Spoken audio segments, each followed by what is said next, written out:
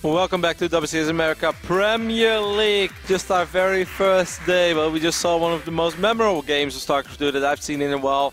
I mean, now it sounds like I always say that because I said that last weekend when I was casting MLG Anaheim when I was watching Scarlet versus Trap, as that game just blew me away. I thought it was absolutely phenomenal and the best thing I've seen in a long time. Well, this is really close to it, Nate. What a TVC that was.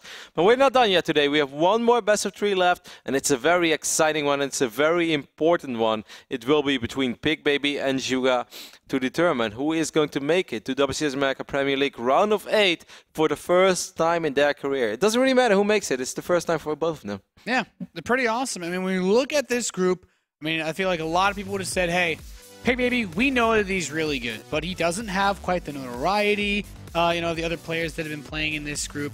We'd say Oz is definitely one of the favorites, and he knocked him out.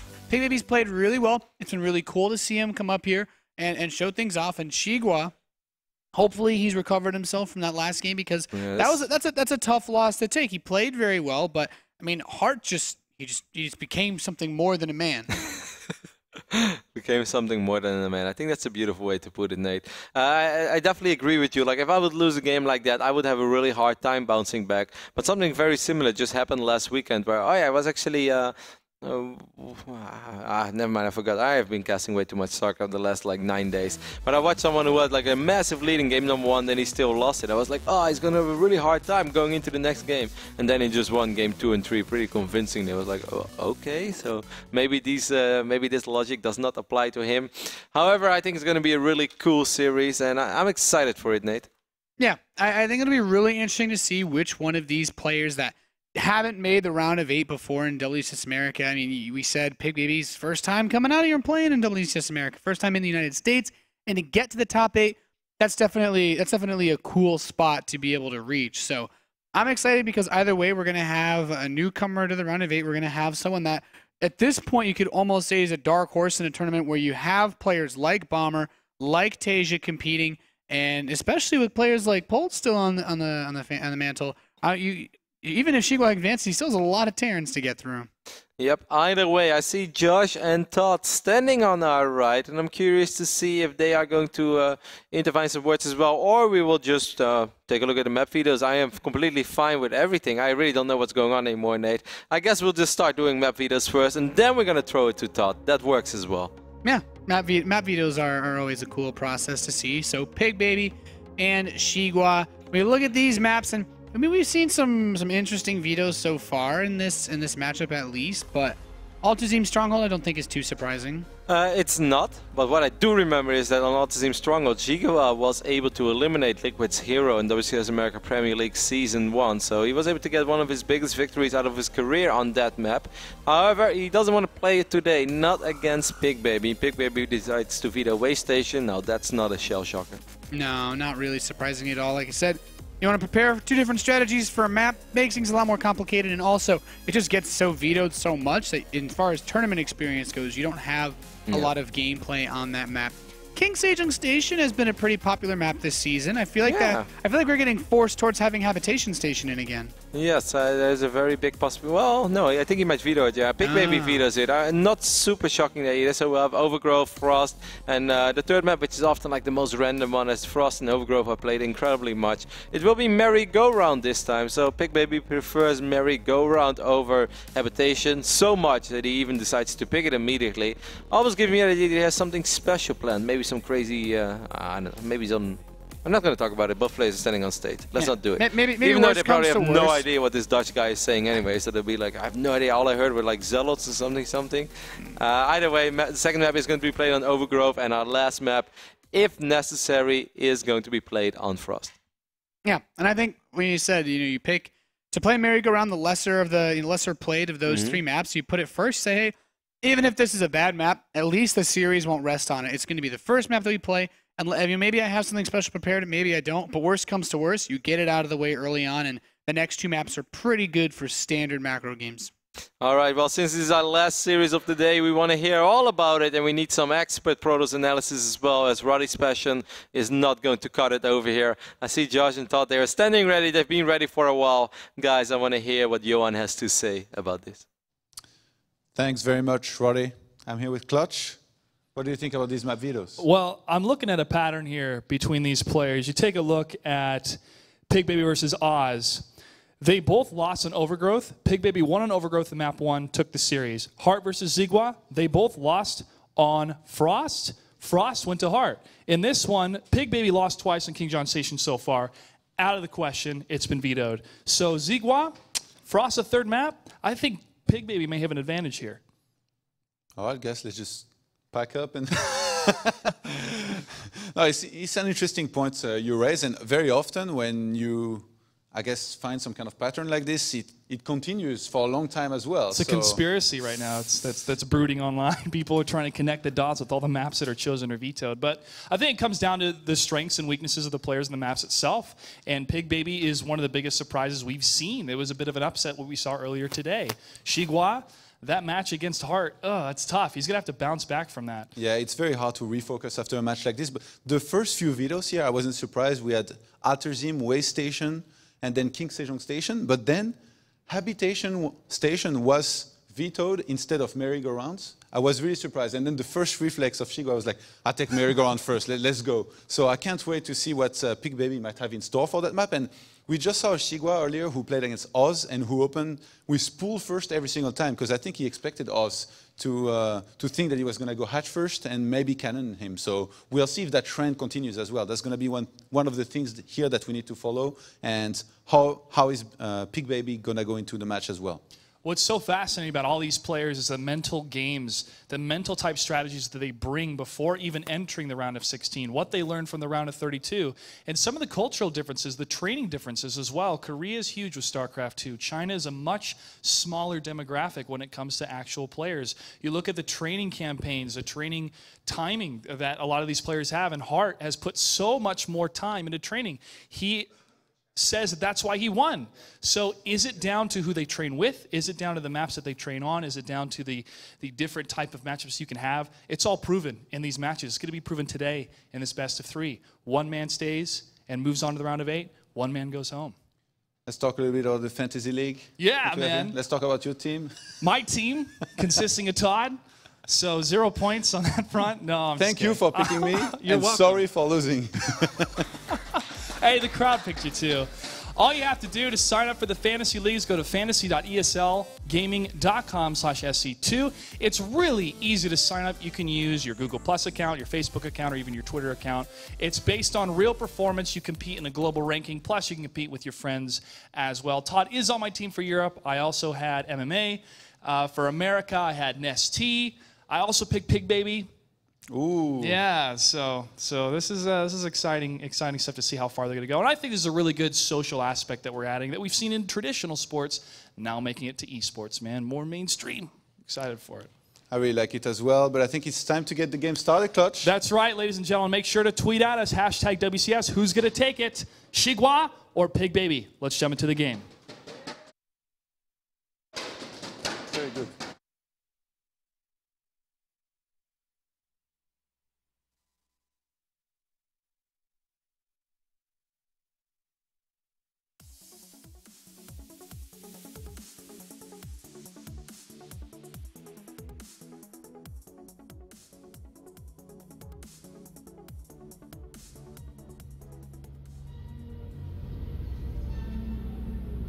Actually really funny. There we go. You guys just missed like the second funniest thing that happened tonight, as Nate was hilarious when we were actually not pushing out. Unless we were, and just not to the in-house audio, then in case you heard everything we just said. And the internet knows. Yeah, then the internet knows that we were actually not that funny, and I like. Either way, over here on the left top side of the map, Tournament Live on the line once more. It happened before, but he prevailed against one of the stronger Protoss players in this region. Can he do it again? But this time against a Zerg, it is Pigbaby. He has certainly done a great job so far in tonight's group, and his opponent, who had a pretty crushing loss against Heart, who made it out in this match. So it is Invictus Gaming's XiGua. I love your pronunciation, Nate. That actually reminds me, you speak Chinese, don't you? Not yes. according to Litud, I don't speak anything that sounds remotely close to Chinese.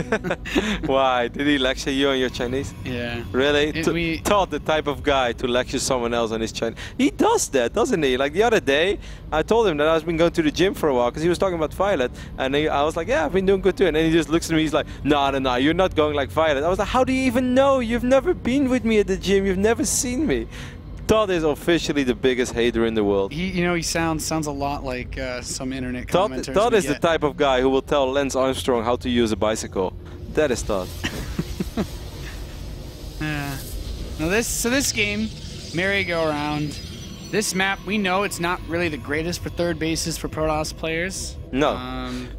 How do you feel about that? I feel that you're spot on when you say that, Nate, and I think that's something that's going to be pretty damn important in this match. There must be a reason why Pigbaby was so eager to play this map.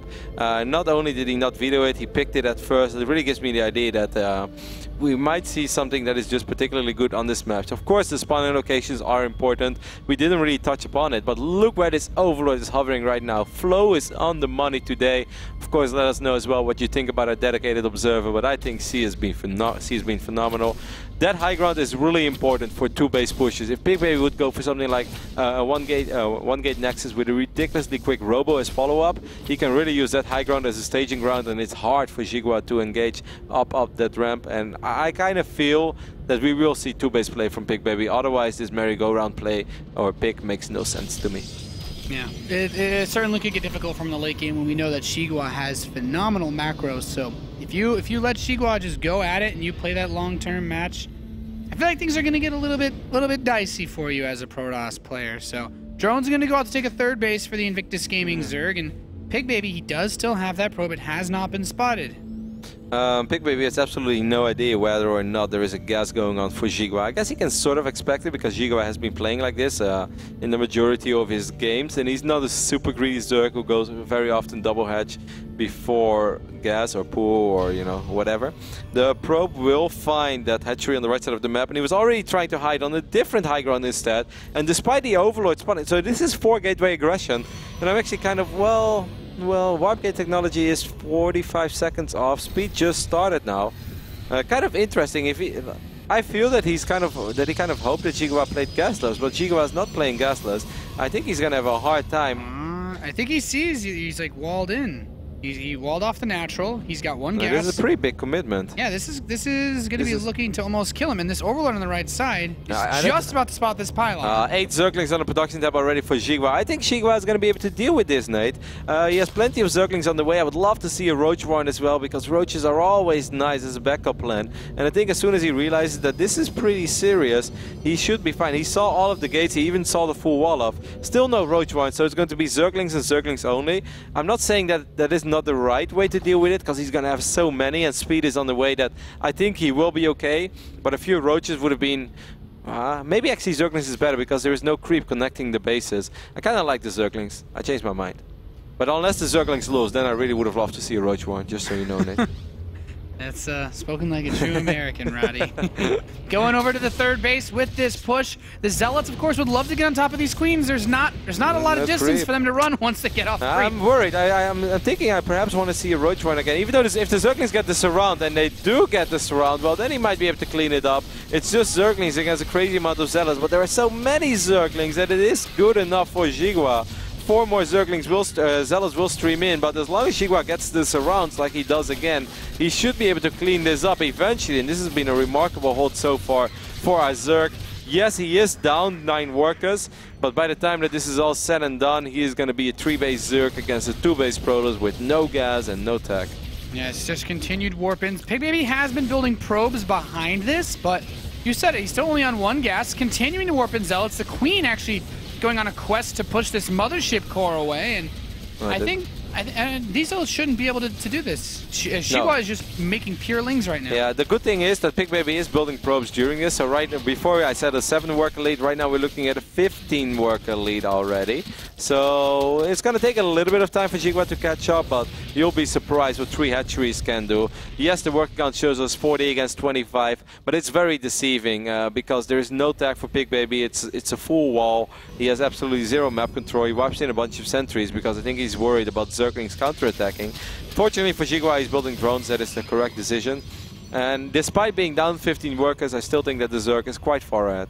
Yeah, robotics facilities coming in with a forge. So, I mean, Pigbaby, like, where do you go from here as a Protoss player when you run and you scout? You're like, there is no lair to worry about, so he's got that going for him, which is nice. I mean, it's not the worst scenario for Pigbaby because 15 workers is 15 workers. There is a Roach one going down right now for XiGua, who's just going to drone up, obviously. I would probably follow it up with just like 4 more gateways of Warp Prism and just try to do the same thing again with +1. Pigbaby is going to start producing Immortals. That means more time to XiGua. He's getting +1 carapace, by the way. Interesting. Well, it's a good way to answer this +1 attack from Pigbaby. Maybe he's worried about Zealot Immortal. Also, Burrow being researched. I still think he needs to get Lair. Yeah, there we go.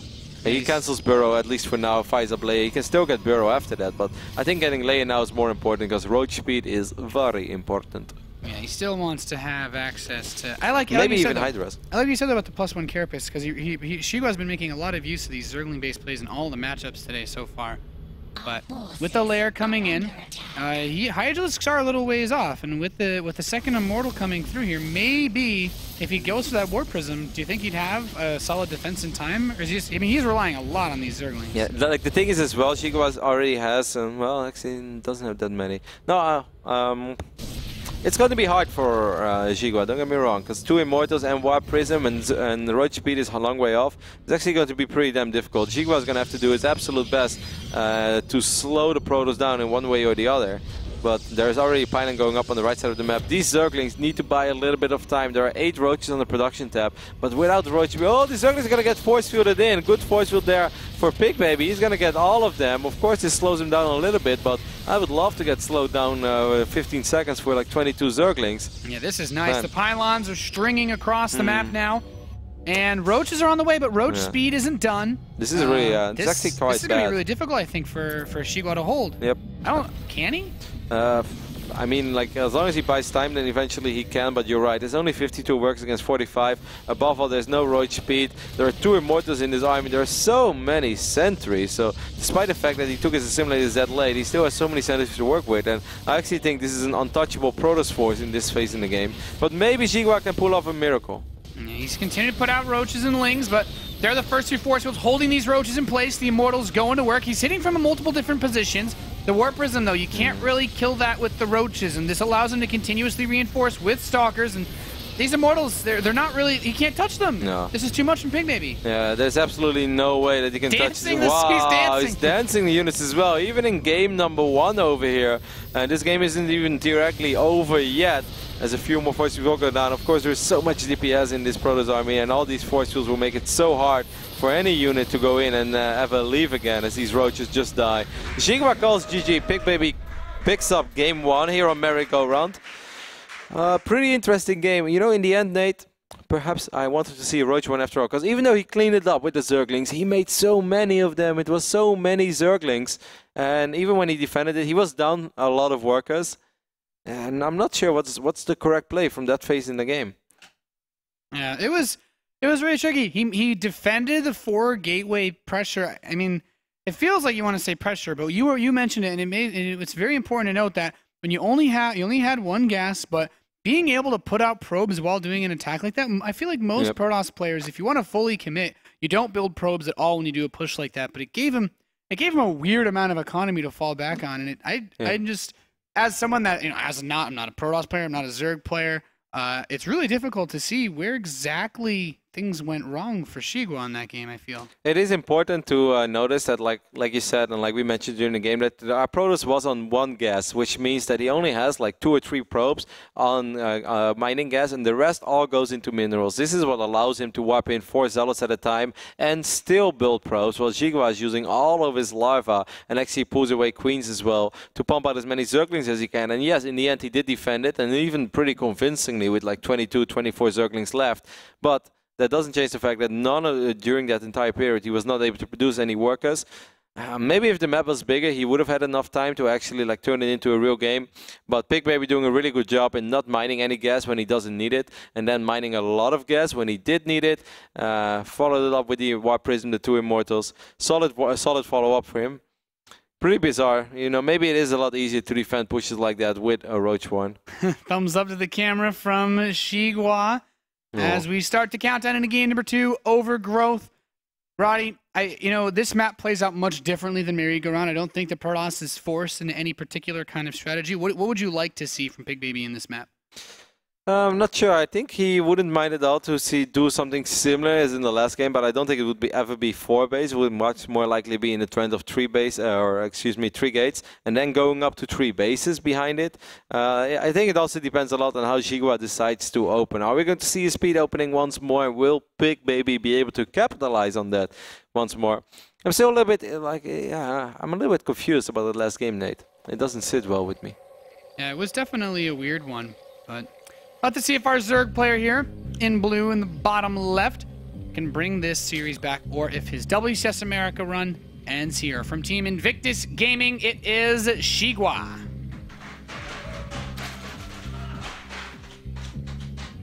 XiGua will go up against this Korean Protoss player spawning on the right top side of the map. It is his first time ever competing in any of the WCS regions. It is Pigbaby.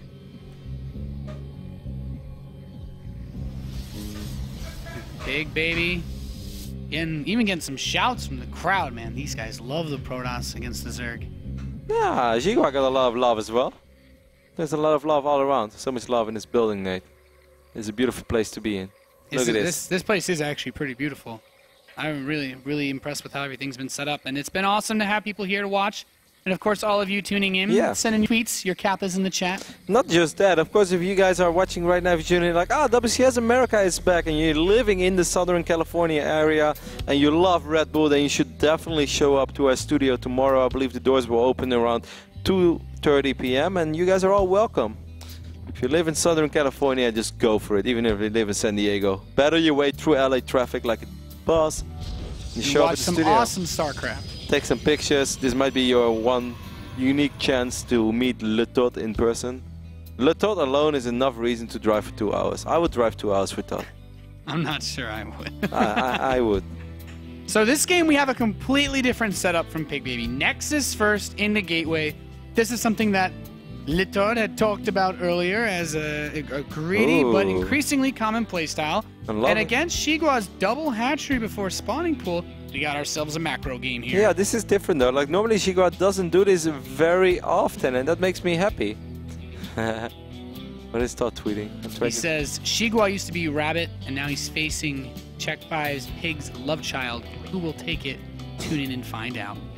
Oh, of course, because of Pigbaby. I was wondering where I was going to go with this. I was like, is Pigbaby really good friends with Pig? And I was like, wait, it's double Pig. Like, aren't they close to being the same age? Like, how is that even possible? That is funny. Johan is a clever one. Not just incredibly handsome and good at StarCraft. He's also very, very clever.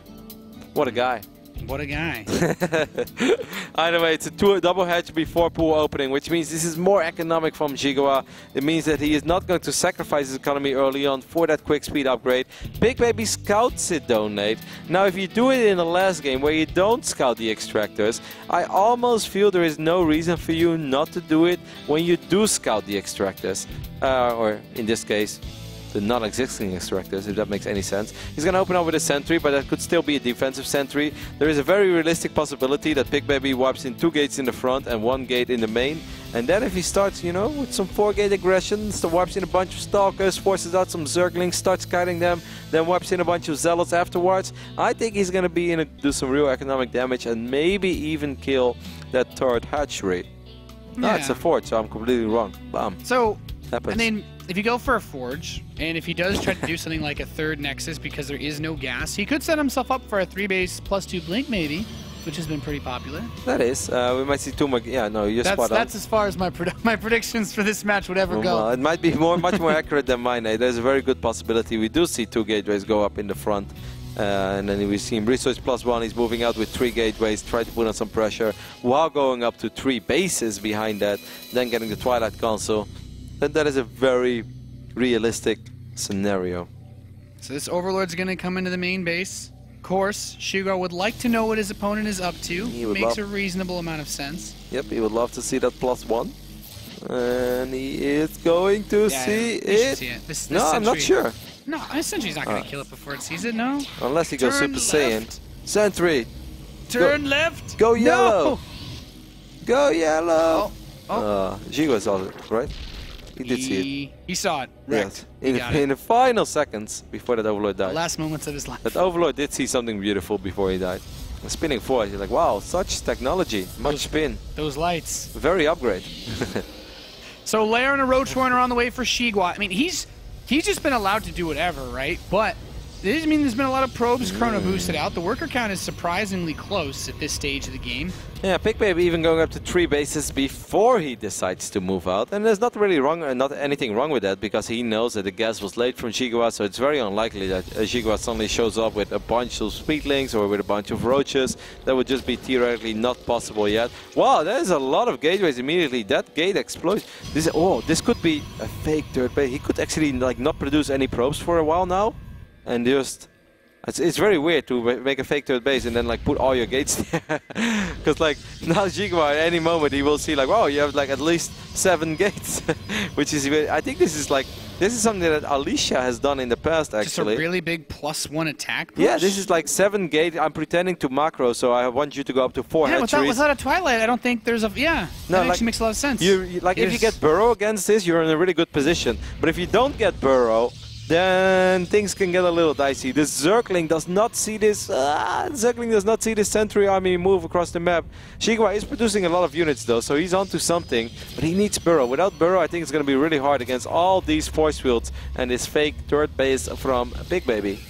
Yep, he let the Nexus finish, so worst comes to worst, he'll have some kind of fallback for this push. But there he's already going to lock in a few roaches. Zerglings coming in from the side. Guardian Shield activated, and he has now the warp-ins are coming through, but those force fields actually give a nice buffer for the Lings. They're going to try to surround the warped-in Stalkers, and I mean, Pigbaby has controlled this fight pretty damn well so far. Yeah, he does. Those are good force fields. Even the drone in the mix as well. And I'm a little bit worried. He's already dancing. What? Already? That is a little early, man. He's hella confident, but what is this? I don't even.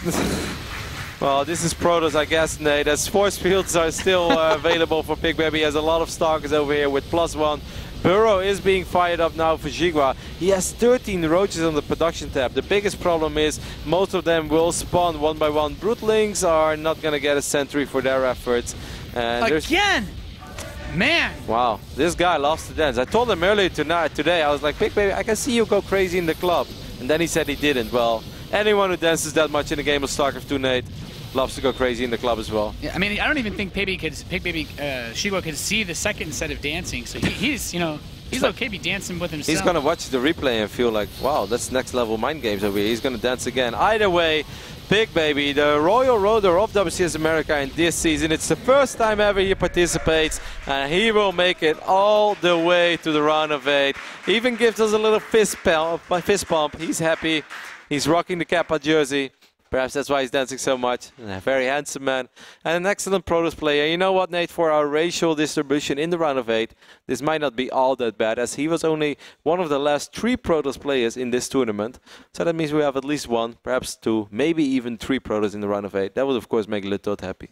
We're going to have to see how good his PVT is. There's a lot of scary Terran players left in this tournament. And, you know, for the way that this group rounded out, I said, I guess we didn't really like publicize their predictions. I was going to talk about this before the broadcast. I was like, I like Hart. I think Hart can do it. And Oz Pigbaby looked like a pretty strong possibility as well. But, I mean, Pigbaby having to play in the losers match against Oz, the way that first series ended up gave us a pretty interesting result in this group. And I'm really excited to see Hart moving forward because he's done a couple of interesting little adjustments. We've seen how good his control is in the late game. And Pigbaby, I mean, I don't know that he needed to do anything extra fancy except for those dances. Like, he executed his builds incredibly well and just played super solid, impressive the whole way through. I couldn't agree more. And of course, we want to hear from Pigbaby, a player that we don't really know a whole lot about yet. But perhaps after this season, he will be forever remembered, as he is still in the running to be America's, well, next Premier League champion. Josh, go ahead and ask some questions. Thank you, gentlemen. Pigbaby, it almost looked too easy. What match has been the hardest match you have faced in WCS America so far?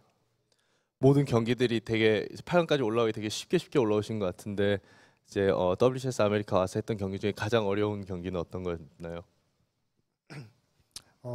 오늘 아까 민혁이 형이랑 마지막 경기에서 제가 유리했는데 상황 판단을 잘못해가지고 졌거든요. 그 경기가 제일 어려웠던 것 같아요. The first game against Hart was the most difficult one. I want to say it was more frustrating than difficult because third match I almost had it, but it was that one missed call that I made that cost me the game. So that would be it. Your royal road continues into the round of 8. And after today's victories, is there any opponent that you fear, or are you incredibly confident going all the way to the finals? 로열 오더로서 계속 이제 쭉쭉 치고 가지고 계시는데 딱히 뭐 혹시 겁이 나는 상대라든지 뭐 아니면은 다 뭐 내 발 밑에 있으니까 마음이 편하다든지. 사실 다 겁이 나긴 하는데 인터뷰니까 좀 강하게 말하면은 그냥 뭐 형들 긴장하고 계시면 제가 다 이겨드릴게요. I'm generally scared of everyone, but in interview I try not to show it, and because it's an interview, I'm gonna say a bold statement that everyone should be scared of me, not the other way around.